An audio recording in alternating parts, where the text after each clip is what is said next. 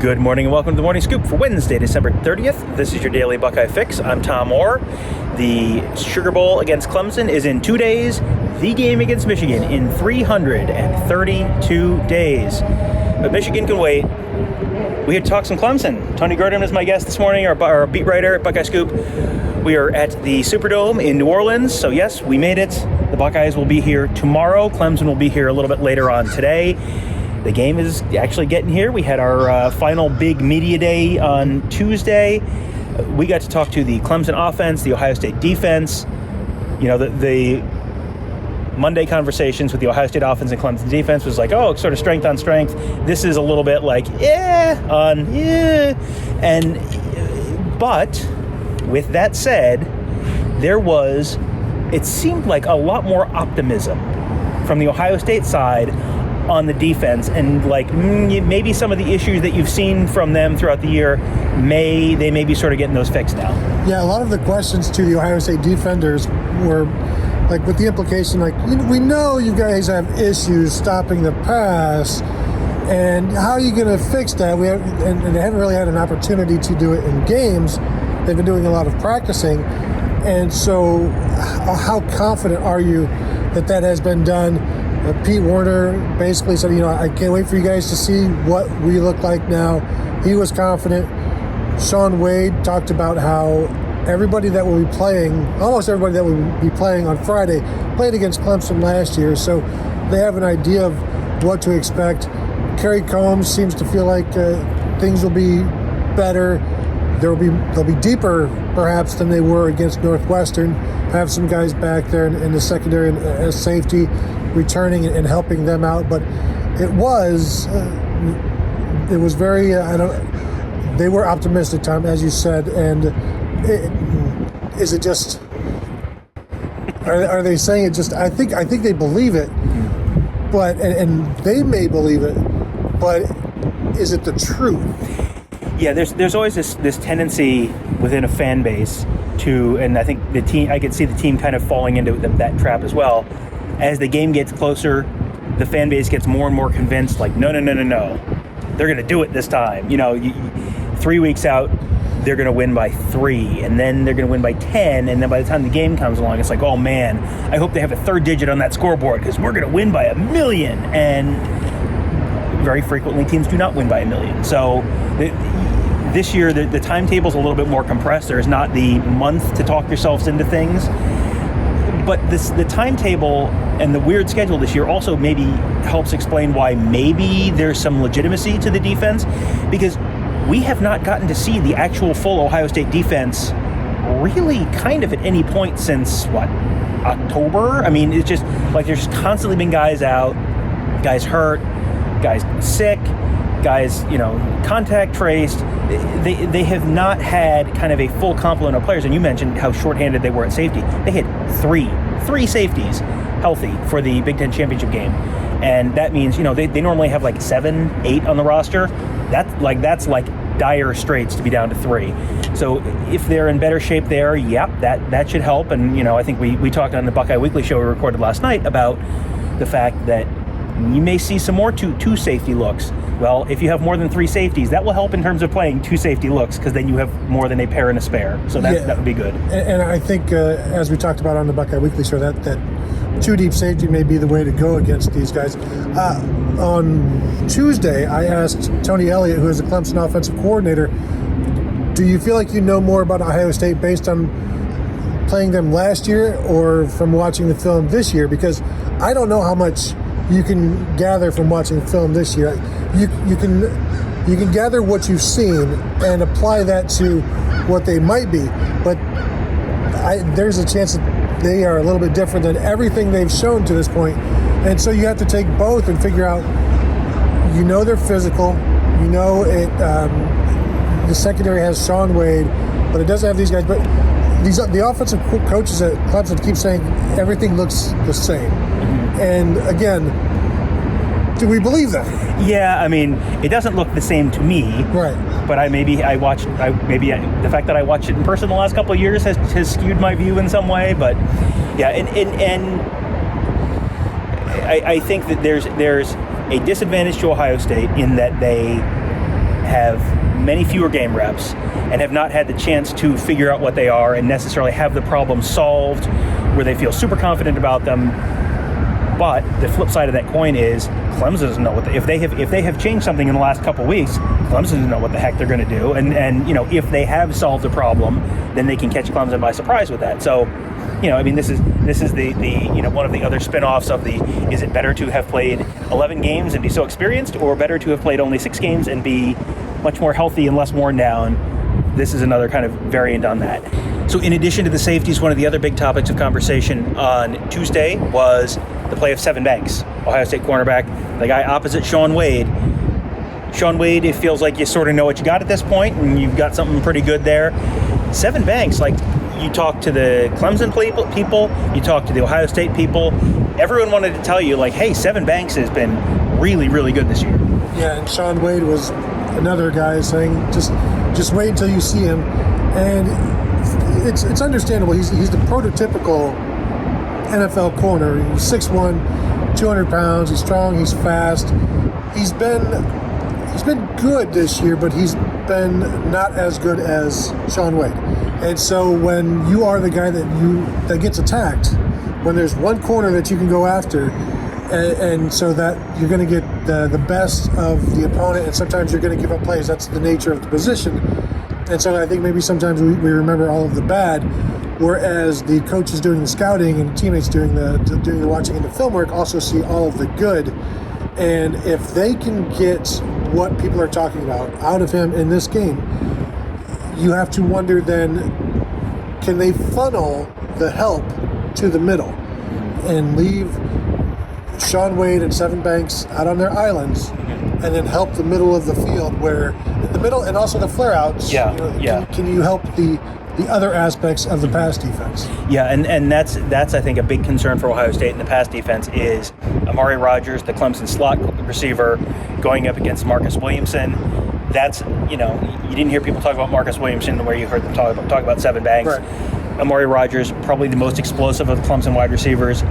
I think there's a possibility that Clemson outside receivers don't have a very big game. You 3 catches, 45 yards or something like that, maybe each, and that's it.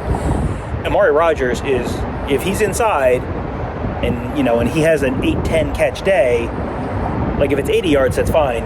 If it's 180 yards, right, that's a problem. And then Travis Etienne as well, at the back end of the backfield, that's another guy where, he had 90-something yards receiving last year against Ohio State. They can't do that again. If you don't have to give safety help to your corners, then they can be everywhere else and helping everybody else out. And we know other guys need help. And so if you eliminate one of those guys who needs help, that makes the entire defense stronger. Yep. And there were a bunch of interesting quotes. The one that I think I was doing something else as we were listening, and I think it was Shaun Wade talking about, he was asked about the Indiana game, and he talked about Michael Penix, Indiana quarterback, giving up 499 yards passing. 499 yards to Michael Penix, and he said, Trevor Lawrence. I mean, what was his comparison of Trevor Lawrence and Michael Penix? Well, the question was, why should we believe you, basically? Why should we believe you that the secondary was fixed when you guys still gave up 499 yards to Indiana the last time we saw you against a good quarterback?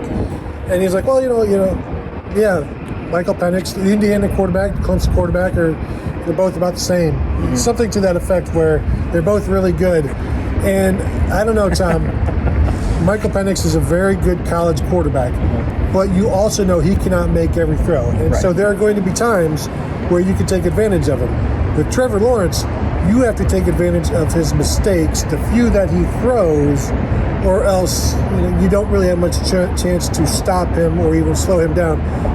With Penix, you can wait for mistakes to come to you. Mm-hmm. With Lawrence, you have to go get the mistakes. Yeah, and that was one of those things that I knew exactly what Shaun Wade was trying to say, and it was like, that may have been accidental bulletin board material. It was not meant to be derogatory at all towards Trevor Lawrence, but it's like saying this thing that is very good and this thing which was extremely good. Well, they're both good. Like, so similar, not the same. And and does Clemson have the wide receivers? Can the Clemson offensive line hold up well enough to let Trevor Lawrence show what he can do? there's more that goes into it than just the quarterback. So that's probably a good thing for Ohio State.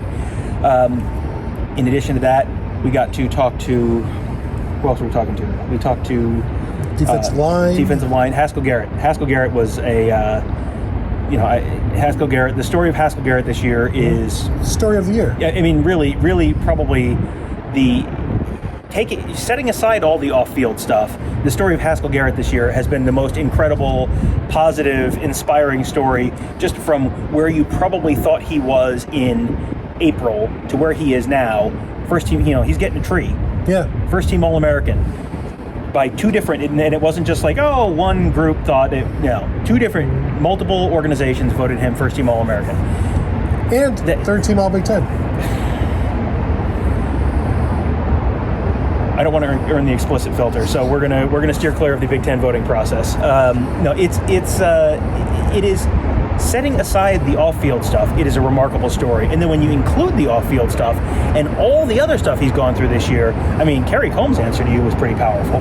Yeah, I asked him if he'd ever seen anything like it, and he said no, and I hope never to see anything like it again, just because of what it involved. But also that since that has happened, he's seen a new Haskell Garrett. Basically, said he's got a new lease on life, which. Yes, I mean, football life, every aspect of it, the appreciation, the renewed appreciation that he has, he's seeing it everywhere. I thought it was funny he mentioned that they hug more and they have better conversations. I asked Tommy Togiai about him, and he said that it is not just what's gone on this year. It's 3 years of being patient and soaking things in and just being a part of the defense, and that's what Haskell Garrett said as well, just knowing that you're at Ohio State and there's talent, and sometimes talent gets passed up, but if you wait your turn, he said he was a sponge, learning from Draymond Jones and Devon Hamilton and B.B. Landers, all of these defensive tackles that have come through. You soak it in, and then when it is your time, you are able to just step in. And as soon as he got onto the field, he was an impact player this year, which is incredible considering where he was a month or two before that exact moment. Right, and I mean, you go back to July, August, even some of probably our shows in mid-October, when we're talking about like what's the biggest concern for this year's team. The middle of the defensive line was right at the top of that list, and now you're going into the playoff, 2 months and a little change later.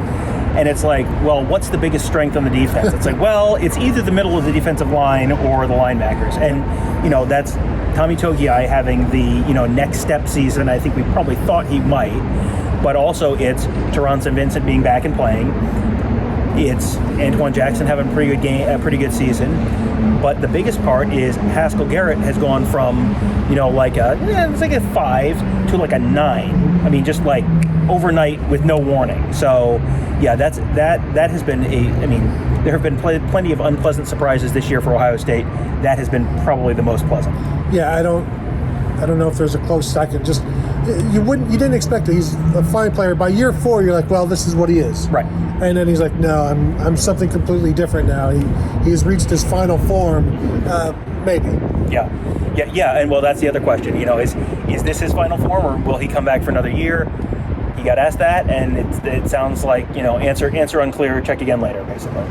Yep, and we'll see. Maybe it depends on how things go.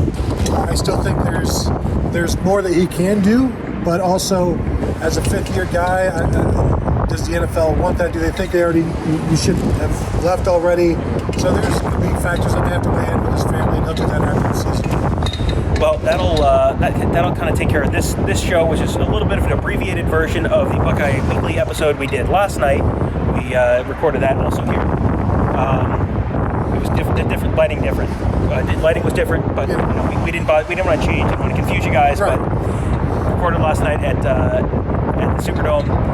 You can get a much more detailed look at all of what we heard. Answered a lot of listener questions on that show. That went like an hour or so, yes. So much more in depth. You can just find that if you are listening to the podcast. Just search Buckeye Weekly or Buckeye Scoop on whatever podcast platform you're listening on to find that episode of Buckeye Weekly.